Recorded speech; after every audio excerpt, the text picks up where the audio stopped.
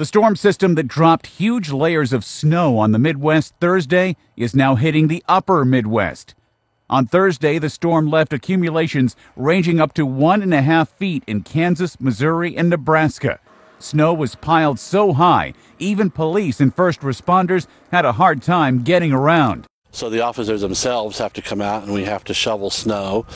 We have to get 2 or 3 additional officers out to push them out of the stall, so it just takes us time. Hundreds of accidents and 2 deaths are now being blamed on icy, slushy roads. Long stretches of Interstate 70 were shut down in Kansas and Missouri.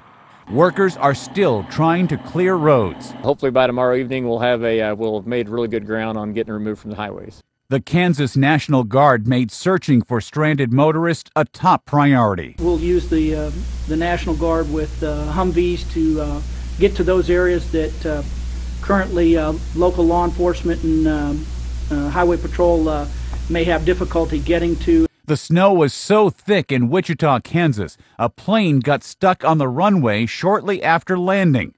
Kansas City's airport was completely shut down Thursday, while hundreds of flights were canceled throughout the region. Airport's been good. People have been good. They haven't been cranky or mean or anything. The snowstorm is welcome news for many Midwestern farmers. It's bringing them desperately needed moisture. A drought and extreme heat devastated corn and other crops last summer. Ed Donahue, The Associated Press.